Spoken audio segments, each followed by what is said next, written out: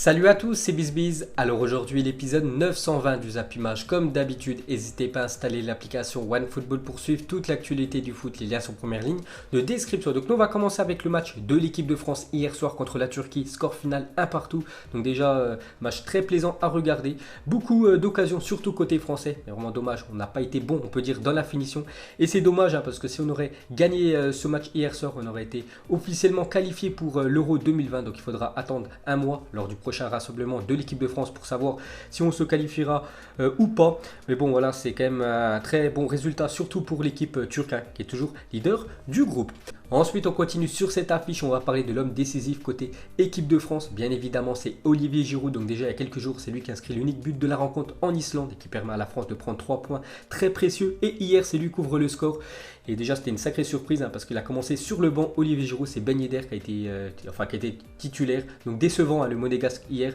Donc Giroud est rentré à la 70e minute et seulement 2 minutes plus tard, il inscrit le premier but de la rencontre. Et grâce à son but, donc il revient très près maintenant de Michel Platini avec 41 buts. Donc on peut voir qu'il est à seulement 3 buts de l'ancienne légende de l'équipe de France. Donc vraiment des très bons points pris par Giroud lors de ces 2 derniers matchs des Bleus. Ensuite, pour continuer avec lui, il a dit si je vais envoyer des vidéos de mes buts à Lampard. Non, il doit sûrement voir les matchs, on verra. En tout cas, je remonte à Chelsea gonflé à bloc. J'ai eu peu de temps de jeu depuis le dernier rassemblement. Ça fait du bien d'être décisif parce que voilà, en équipe de France, il joue, même s'il a été remplaçant. Il a commencé sur le banc hier.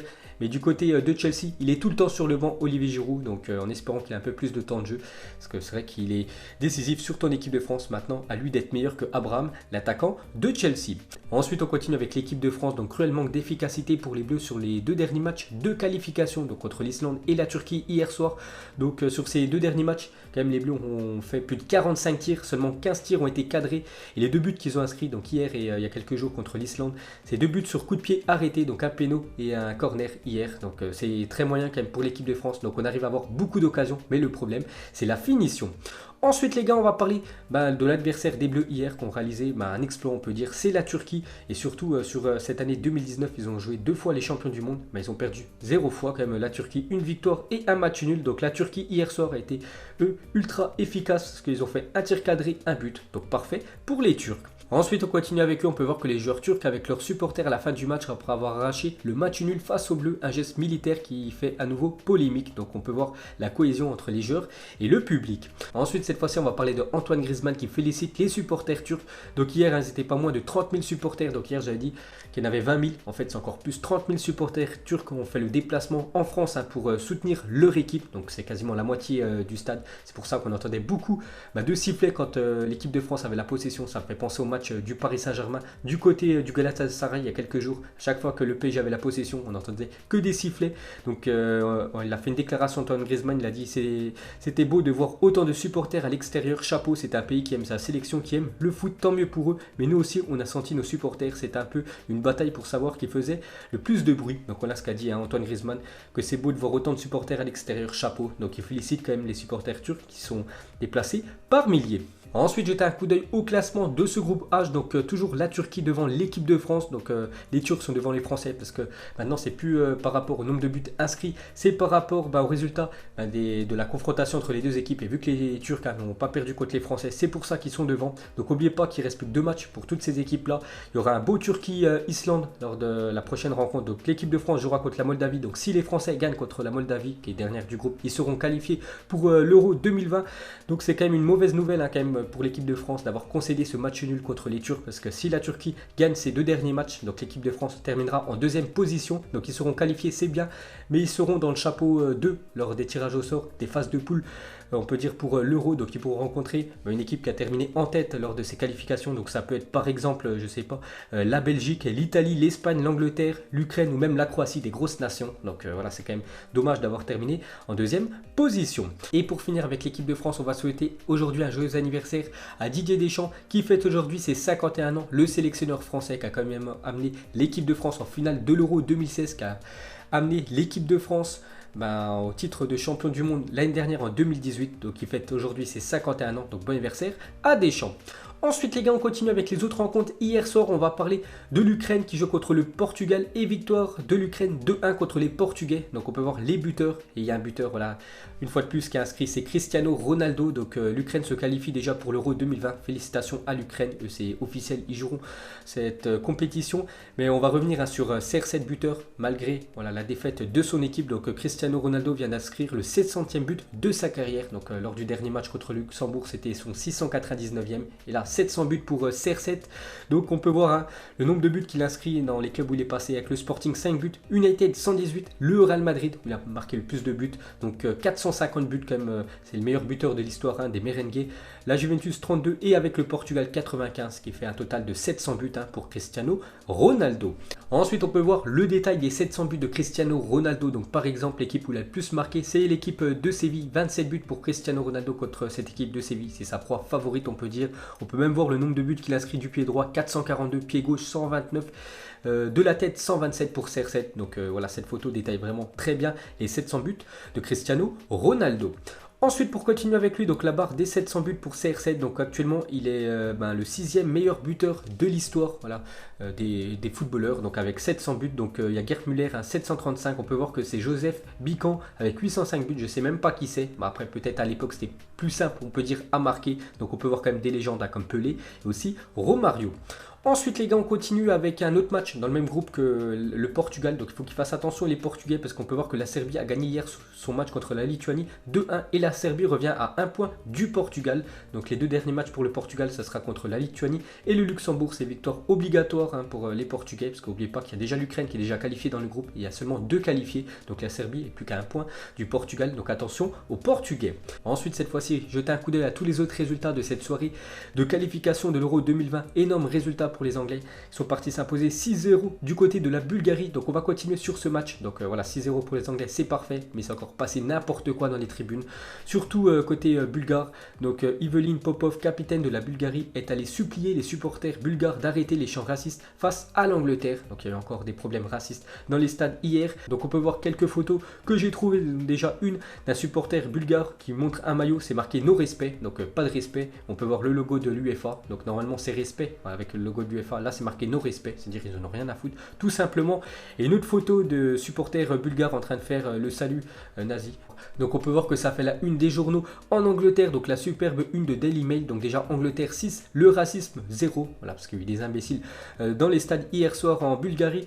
Une autre une, donc c'est Daily Mirror ce mardi. Donc l'Angleterre garde la tête haute face aux racistes. Donc on peut voir ça fait quasiment la une de tous les journaux en Angleterre. Une déclaration de Sterling, lui qui a été visé vraiment par les cris racistes hier. Il a dit: je suis désolé pour la Bulgarie d'être représenté par de tels idiots dans son stade. Donc j'espère qu'ils seront sanctionnés, enfin surtout voilà, les personnes qui ont fait ça, qui seront tout simplement interdits de stade à vie. Ensuite cette fois-ci, jetez un coup d'œil aux principales affiches du jour. Donc dernier match pour les qualifications de l'Euro 2020 avant de reprendre les championnats le week-end prochain. Donc Suède-Espagne. Donc si les Espagnols prennent un point, donc si un match nul, ils seront officiellement qualifiés pour l'Euro 2020. On peut voir que l'Italie se déplace du côté du Liechtenstein. Donc l'Italie est déjà qualifiée. Maroc-Gabon, match amical, et aussi Algérie contre la Colombie.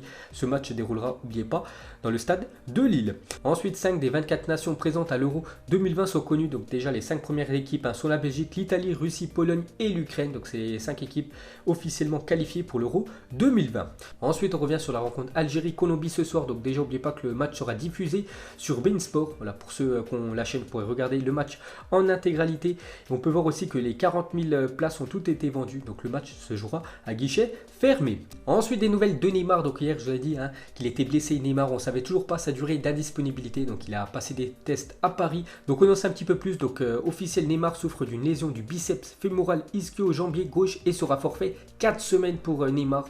Donc il manquera le match contre Bruges. Voilà, le match la semaine prochaine en Ligue des Champions et surtout le Classico contre l'Olympique de Marseille. Donc encore une blessure pour Neymar.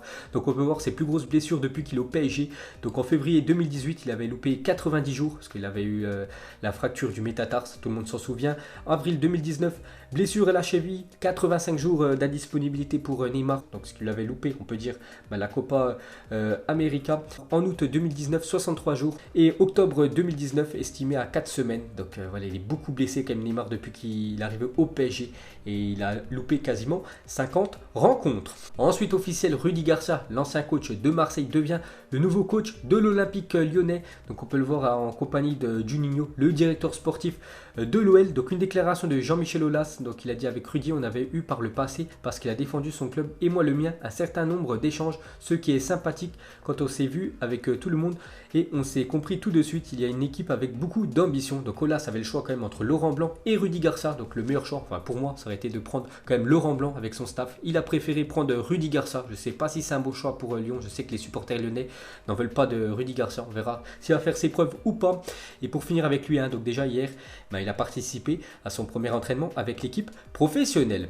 Ensuite, scène incroyable, avant-hier, lors d'Écosse Samarin, après une passe en retrait de son défenseur, le gardien de Samarin a pris le ballon à la main en dehors de sa surface de réparation en pensant qu'il avait le droit de le faire. Donc peut-être il a complètement zappé qu'il n'avait pas le droit de prendre le ballon en dehors de sa surface.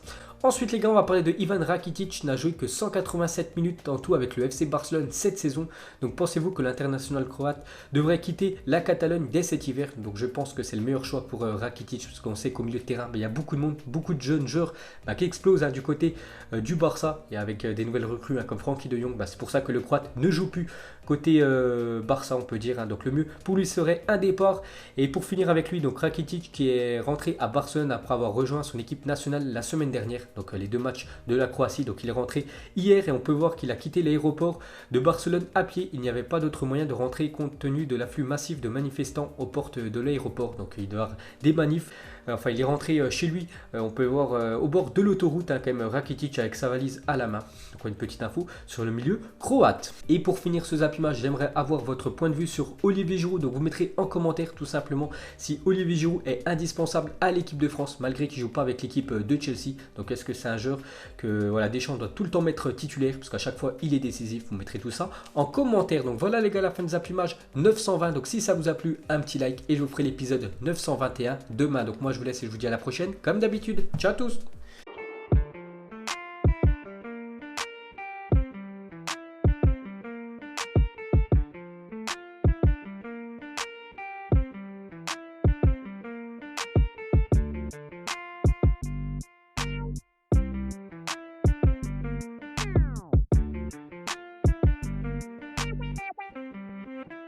Non-formidable.